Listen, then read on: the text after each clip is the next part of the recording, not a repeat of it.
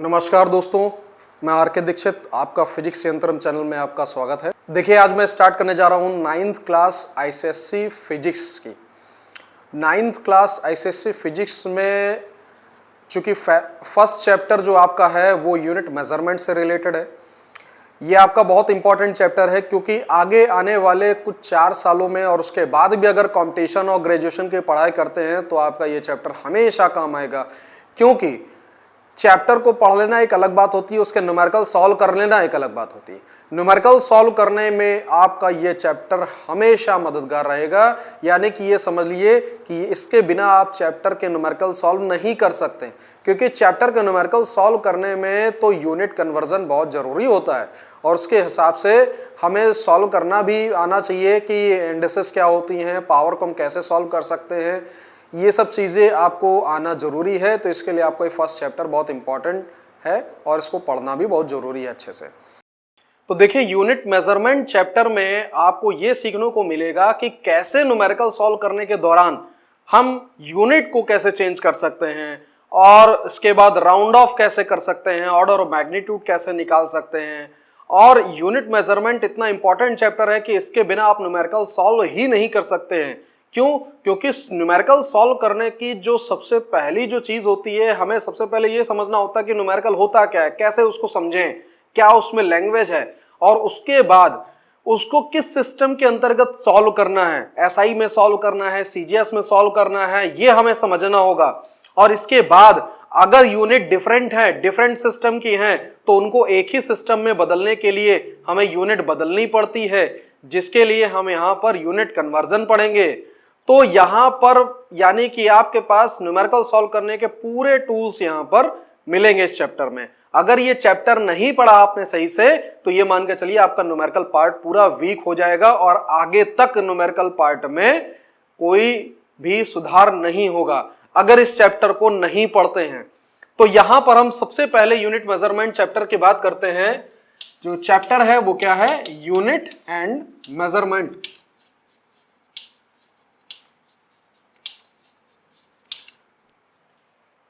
तो देखिए, सबसे पहले हम लोग पढ़ते हैं फिजिकल क्वांटिटी।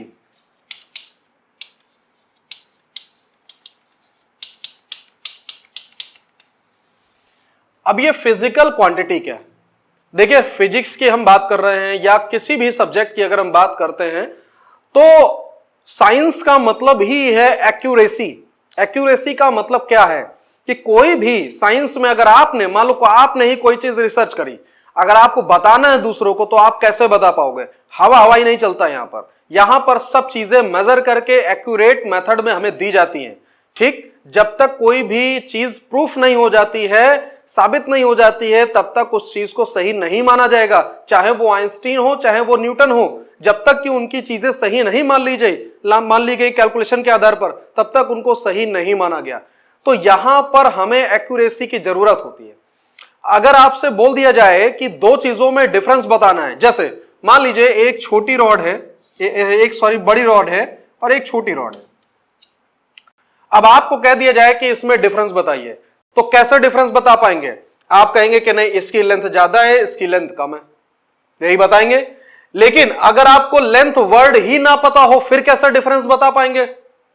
अगर आपको वर्ड ही ना पता हो, लेंथ जो हम वर्ड यूज कर रहे हैं, अगर उसके बारे में ही ना पता हो, तो आप कैसे इसको बता पाओगे? नहीं बता पाओगे। तो यहां पर जो लेंथ है वो क्या डिफाइन कर रहा है? वो ये जो चीज है, जो इफेक्ट है, जो नेचुरल चीज हमें दिख रही है, उसको बता रहा है। इसको हमने एक नया नाम दिया, लेंथ। यानी कि लेंथ क्या है? ये फिजिकल क्वांटिटी ही है। नेचर के किसी भी फिनोमिना को, वो चाहे दिखने वाली हो, चाहे फील करने वाली हो, चाहे वो ना भी दिख रही हो, अंदर ही अंदर अगर मान लो इनडायरेक्ट मेथड में अगर हो रही हो, तो उस किसी भी फिनोमिना को जब हम बताने की कोशिश करते हैं तो सबसे पहले हमें उसको एक नाम देना पड़ता है, जिसको हम कहते हैं फिजिकल क्वांटिटी। अब फिजिकल क्वांटिटी तो बहुत सारी हैं, चाहे वो length, area, mass, force, momentum, moment of force, torque, electric field, जितनी आप लेना चाहो, ये सब क्या है? ये सब फिजिकल क्वांटिटी ही तो है। यानी कि एक उसको पहले नाम दिया गया और फिर उसके बाद में क्या दिक्कत आएगी कि फिजिकल क्वांटिटी को हमने नाम तो दे दिया, जैसे हमने कह दिया लेंथ, लेकिन अब डिफरेंस मेजर कैसे करोगे? यानी कि तुमने ऐसे कह दिया कि हाँ भाई ये बड़ी है ये छोटी है, इसकी लेंथ ज्यादा है इसकी लेंथ कम है, बट कितनी ज्यादा है ये कैसे बताओगे? ये तभी बता पाओगे जब उसको मेजर करोगे। यानी कि हमारे यहां पर एक नया वर्ड आ गया मेजरमेंट। तो मेजर कैसे किया जाएगा हमें इसको समझना होगा। जैसे कोई भी फिजिकल क्वांटिटी होती है, यानी कि लेट कर लेते हैं कोई फिजिकल क्वांटिटी, वो दो चीजों का मल्टीप्लाई होती है, दो चीजों का प्रोडक्ट होती है। एक न्यूमेरिकल वैल्यू और दूसरा यूनिट। न्यूमेरिकल वैल्यू और यूनिट का प्रोडक्ट होती है। अब इसको समझ लेते हैं क्या होता है। जैसे अगर मान लीजिए किसी भी ऑब्जेक्ट की लेंथ है, हम उसको बोल रहे हैं 2 मीटर, तो 2 मीटर का मतलब क्या है? मीटर तो एक यूनिट हो गई और 2 क्या हो गया? उसकी एक न्यूमेरिकल वैल्यू हो गई। इसका मतलब क्या है कि कोई भी रॉड, अगर मान लो ये है कोई रॉड, इसके मेजरमेंट में 1 मीटर के ऐसे 2 ब्लॉक आ रहे हैं, यानी 1 मीटर अप्रॉक्स हम देखें हैं दुकानों में भी अगर जाए वायर या कपड़े की दुकान में, तो 1 मीटर का वो पूरा एक स्केल होता है उनके पास। तो ये 1 मीटर है। अगर 2 मीटर का आ गया है तो 1 मीटर वाले ऐसे 2 ब्लॉक आ रहा है उसके मेजरमेंट में, तो हम क्या कहेंगे? 2 मीटर। यानी कि ये 1 मीटर है, 1 मीटर का छोटा सा ब्लॉक है, और ये 1 मीटर का छोटा सा ब्लॉक है। तो ऐसे 2 ब्लॉक हो गए तो क्या बना? 2 मीटर। पूरी क्वांटिटी क्या बनी? 2 मीटर। ये हम कहते हैं टोटल लेंथ है। तो ये मीटर क्या है, इसको कैसे बनाया गया? देखिए हम लोग भी बचपन में देखते आए हैं, दादी या मम्मी जब भी स्वेटर बनाती थी तो स्वेटर की जो है हाथ का बनाने के लिए क्या करते थे कि वो हाथ का इस्तेमाल करते थे। जैसे कि 1, 2, 2.5 हाथ की बांह है, तो ऐसे वो लोग वर्ड यूज करते थे, सुना भी होगा सबने। तो ये हमारा मेजरमेंट है, यानी कि ये अपना देसी तरीका है ये मेजरमेंट का, लेकिन ये साइंटिफिक तरीका नहीं है, इसको मान्यता नहीं दी गई। क्यों? क्योंकि सबके हाथ डिफरेंट रहते हैं। इस वजह से समस्या आती है कि आखिर मेजर किस चीज से किया जाए।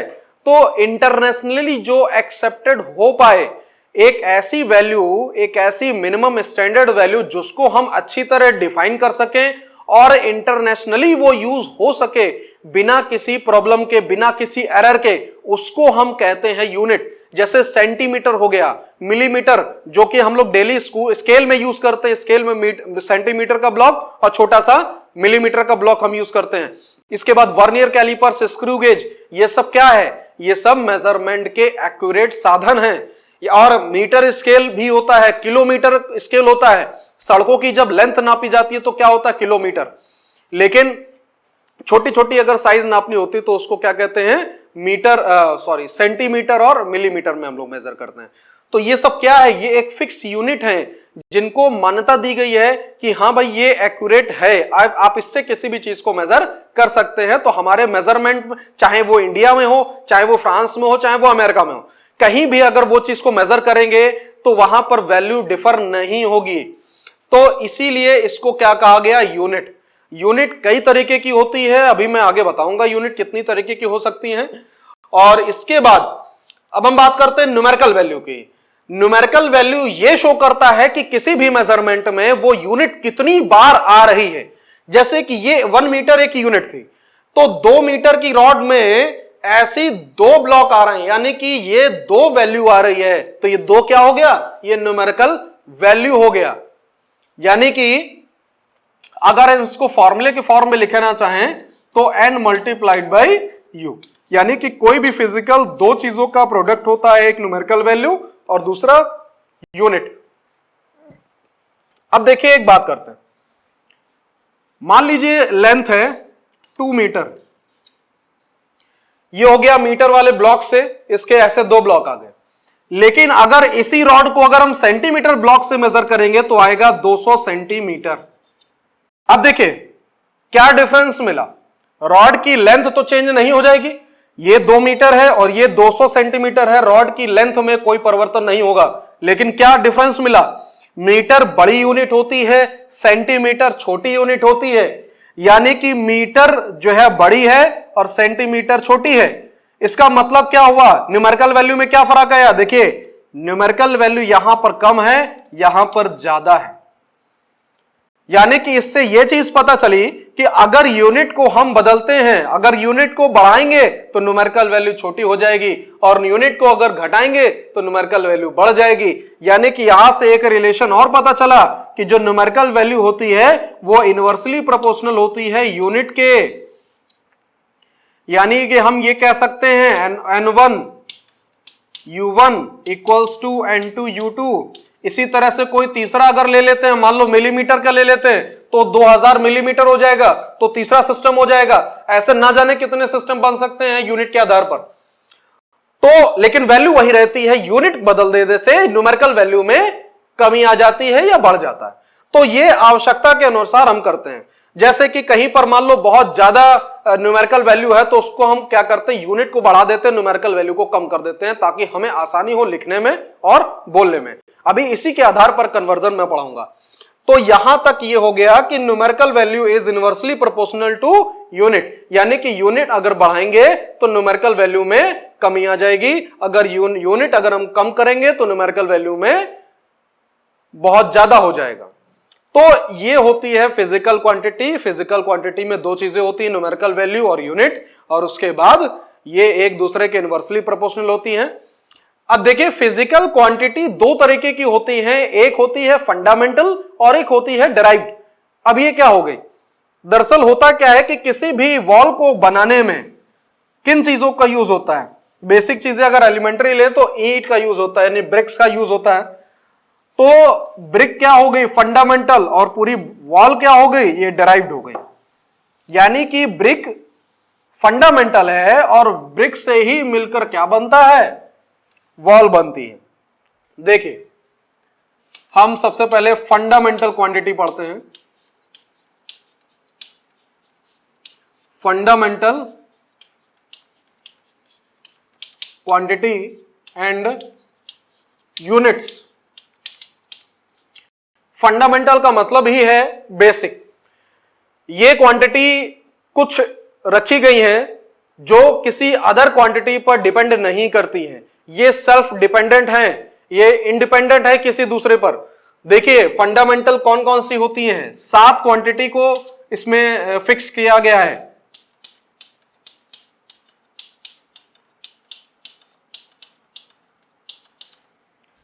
जैसे नंबर फर्स्ट लेंथ, बचपन से पढ़ते आ रहे हैं। Mass, time, fourth number electric current,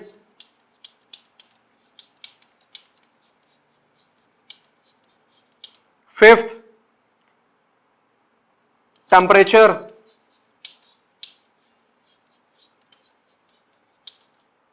इसके बाद अमाउंट ऑफ सब्सटेंस,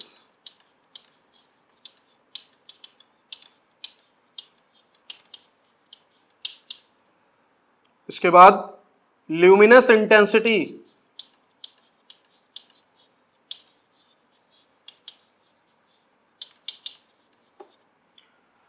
देखिए ये 7 फंडामेंटल यूनिट्स हैं। Length, mass, time, electric current, temperature, amount of substance, luminous intensity. इनके यूनिट देखिए, मीटर, मास को यहां पर लिखते हैं किलोग्राम, टाइम को यहां पर लिखते हैं सेकंड, इलेक्ट्रिक करंट को एम्पियर, टेम्परेचर यहां पर होता है केल्विन।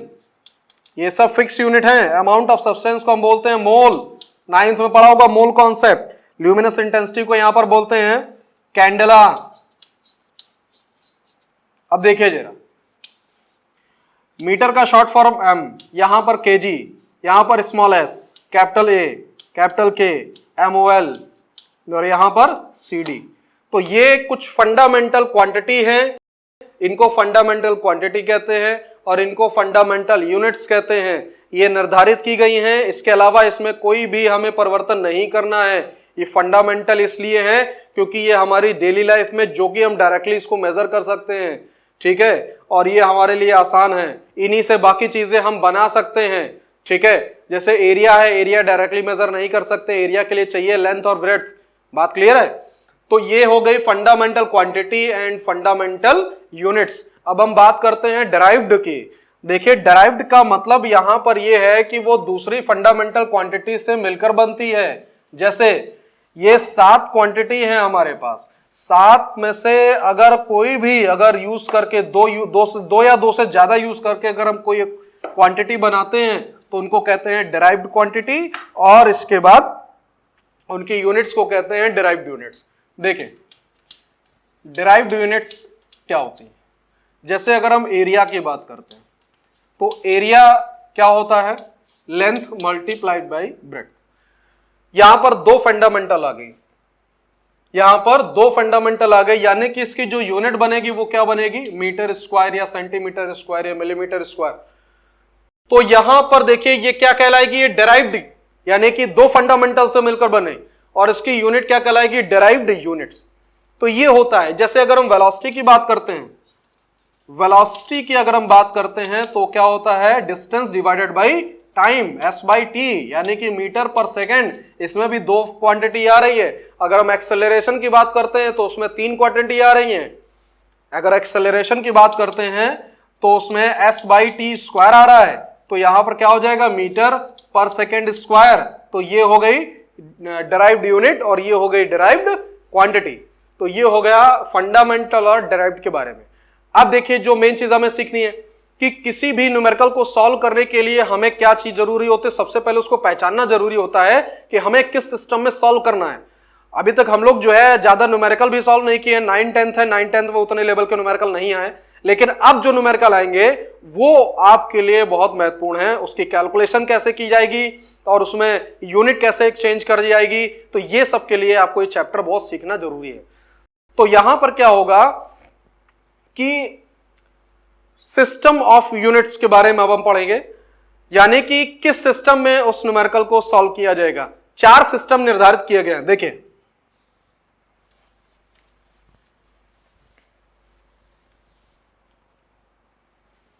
सिस्टम ऑफ यूनिट्स, देखिए सबसे पहला सिस्टम जो है CGS,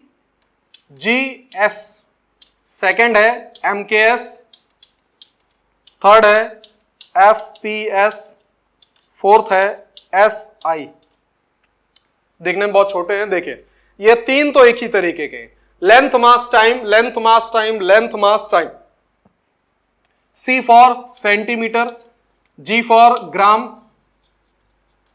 S फॉर सेकेंड। यहां पर M for metre, K for KG kilogram, और यहां पर second. F for foot, P for pound और सेकेंड। SI की बातें बाद में करेंगे। देखिए ये जो CGS है इसको हम कहते हैं गॉसियन सिस्टम।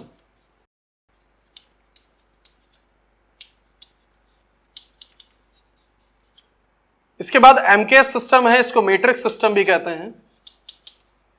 और FPS जो कि हमारा ब्रिटिश सिस्टम है, जितने भी कंस्ट्रक्शन वर्क होता है उसमें हम सब जगह ब्रिटिश सिस्टम ज्यादातर यूज करते हैं। सुना होगा 2x2 की टाइल है, ठीक है, और जो रॉड आती हैं, एंगल वगैरह आते हैं, उसमें भी क्या है, फुट के अकॉर्डिंग चलता है, इंच या फुट के अकॉर्डिंग चलता है। अब हम बात करते हैं SI की। देखिए ऐसा है, MKS पुराना सिस्टम है। MKS में केवल 3 चीजें होती हैं, मीटर, किलोग्राम, सेकेंड, यानी कि लेंथ, मास, टाइम। बट यहां पर जो SI सिस्टम है वो MKS का एडवांस वर्जन है, और इसको कहते क्या है, सिस्टम